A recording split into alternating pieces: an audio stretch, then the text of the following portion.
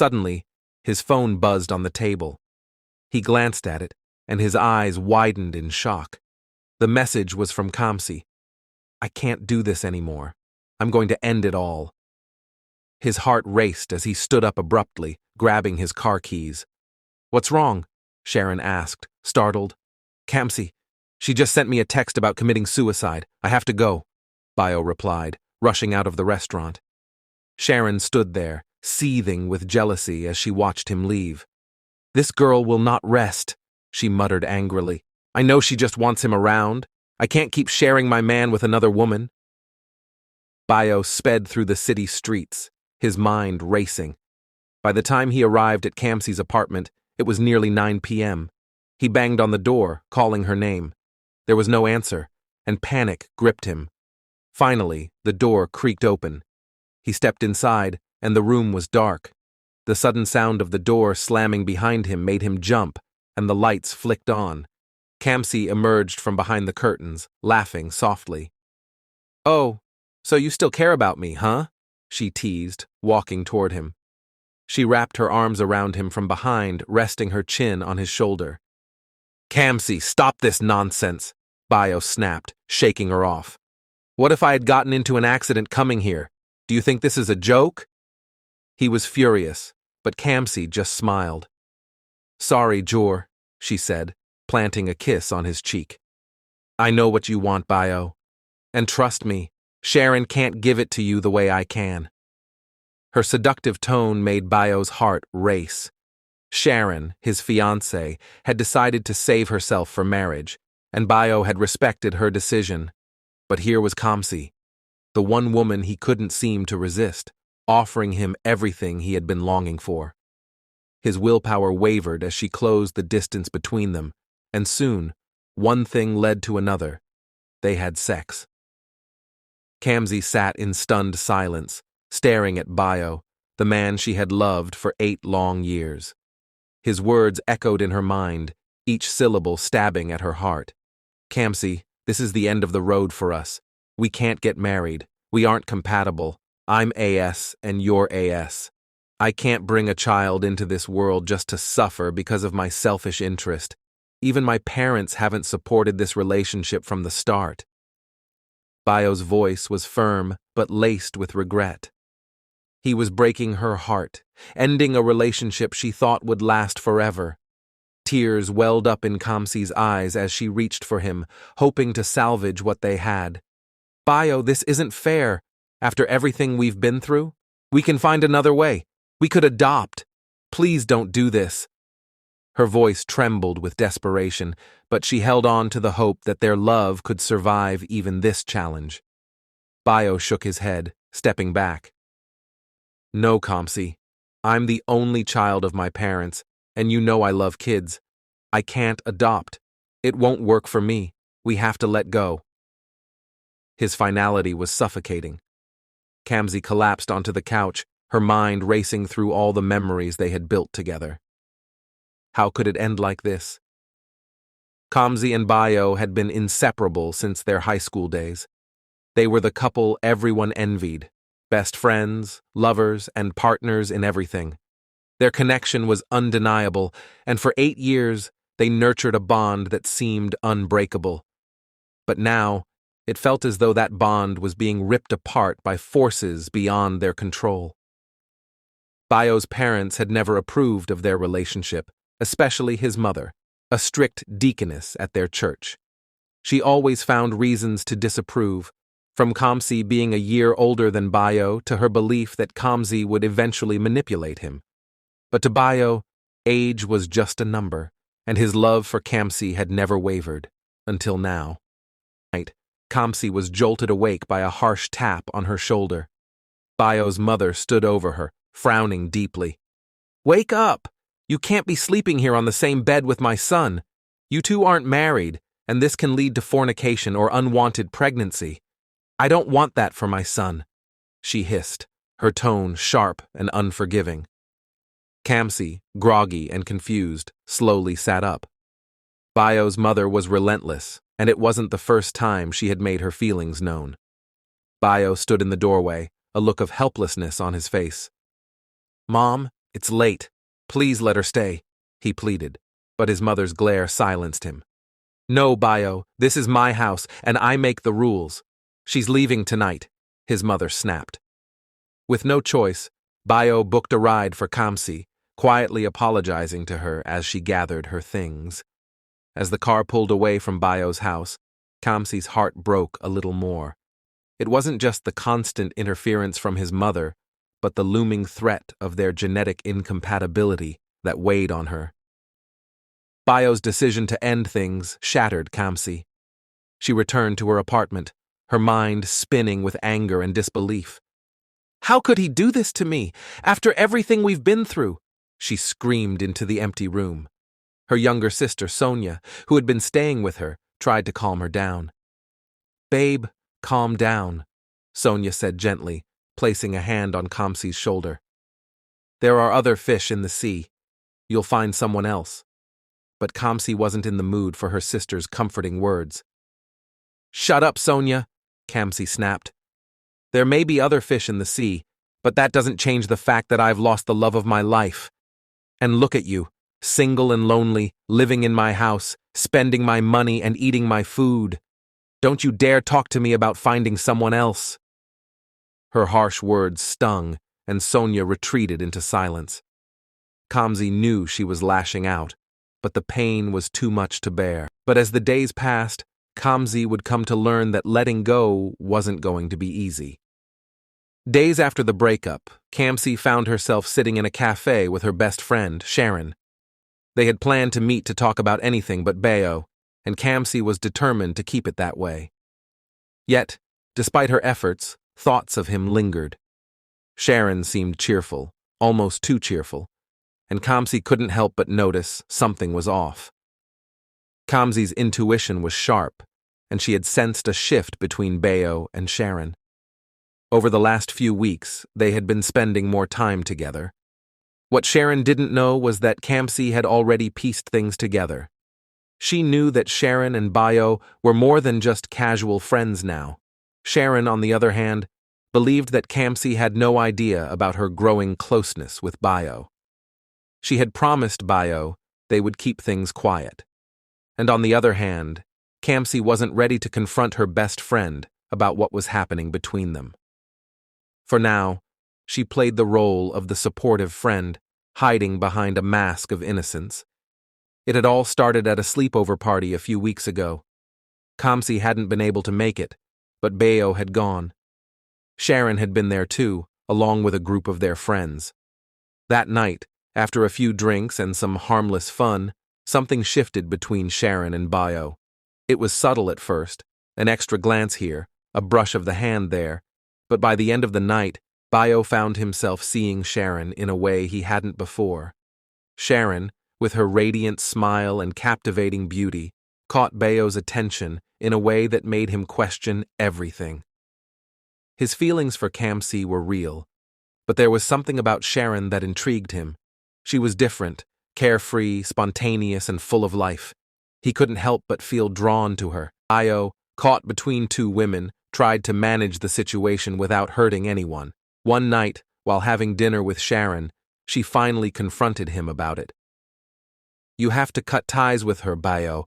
I can't have you be with me while you're still seeing her, Sharon said, her voice firm, yet pleading. I love you, but I won't share you with Kamsi. It's either her or me. Bayo ran a hand through his hair, frustration boiling inside him. I'm trying, Sharon, but Kamsi is a bone in my throat. I don't know what to do. She's still in my life, and cutting her off is harder than you think. Suddenly, his phone buzzed on the table. He glanced at it, and his eyes widened in shock. The message was from Kamsi. I can't do this anymore. I'm going to end it all. His heart raced as he stood up abruptly, grabbing his car keys. What's wrong? Sharon asked, startled. Kamsi, she just sent me a text about committing suicide. I have to go, Bayo replied, rushing out of the restaurant. Sharon stood there, seething with jealousy as she watched him leave. This girl will not rest, she muttered angrily. I know she just wants him around. I can't keep sharing my man with another woman. Bayo sped through the city streets, his mind racing. By the time he arrived at Kamsi's apartment, it was nearly 9 p.m. He banged on the door, calling her name. There was no answer, and panic gripped him. Finally, the door creaked open. He stepped inside, and the room was dark.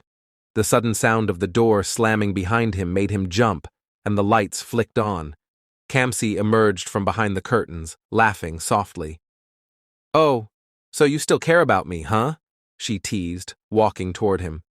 She wrapped her arms around him from behind, resting her chin on his shoulder. "Kamsi, stop this nonsense," Bayo snapped, shaking her off. "What if I had gotten into an accident coming here? Do you think this is a joke?" He was furious, but Kamsi just smiled. "Sorry, Jor," she said, planting a kiss on his cheek. "I know what you want, Bayo. And trust me, Sharon can't give it to you the way I can." Her seductive tone made Bayo's heart race. Sharon, his fiancée, had decided to save herself for marriage, and Bayo had respected her decision. But here was Kamsi, the one woman he couldn't seem to resist, offering him everything he had been longing for. His willpower wavered as she closed the distance between them, and soon, one thing led to another. They had sex. As the night wore on, Bayo's phone buzzed again and again, but he ignored it. Sharon was calling, undoubtedly worried about where he was, but he couldn't bring himself to pick up.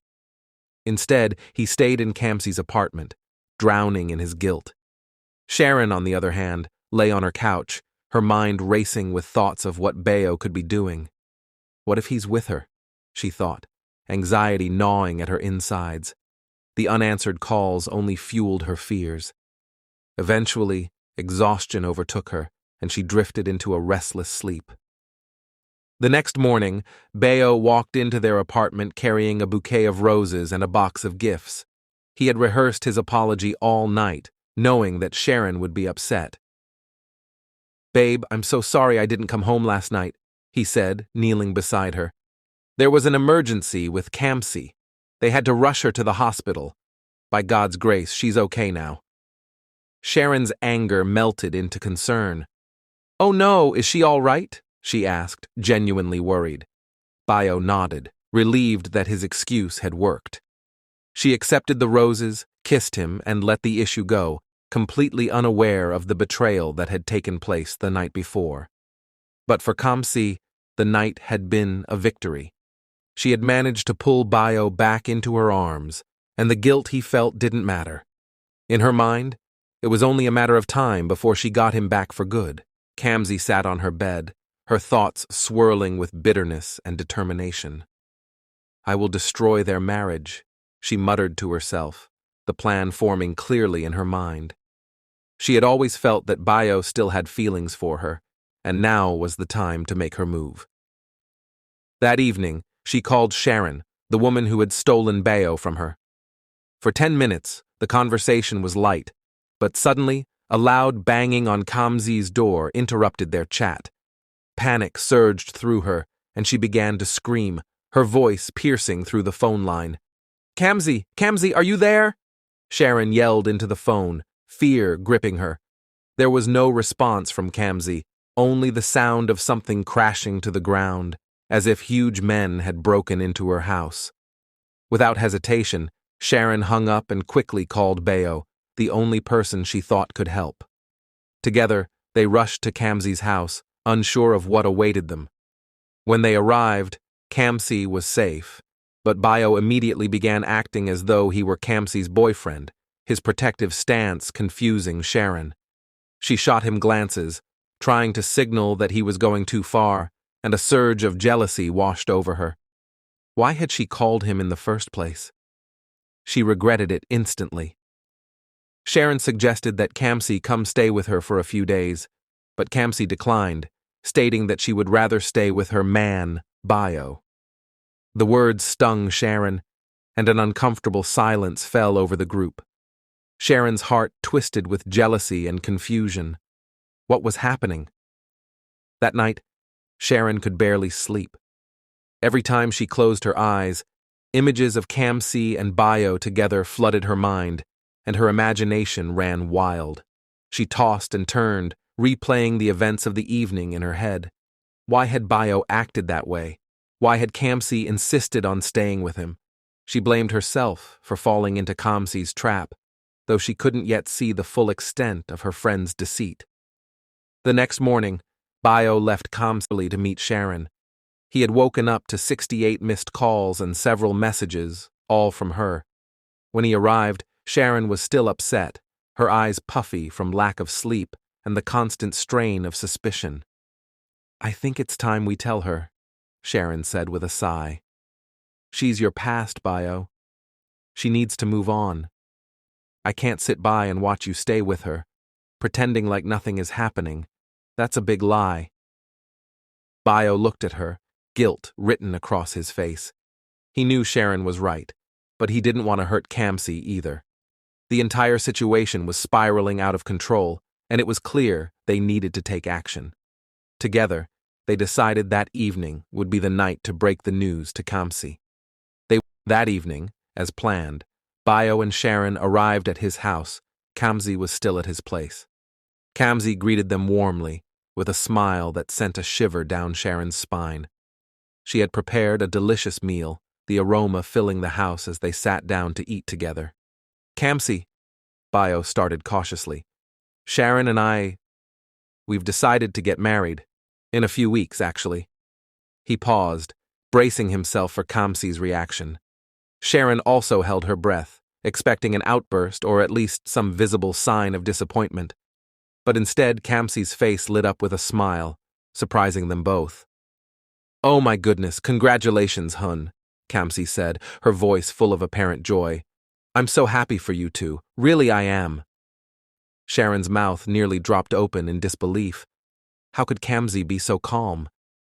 Sharon had been ready for drama, for tears, for anything but this. "I'll even post it on my Snap," Kamsi added, pulling out her phone. A few moments later, she showed them the post.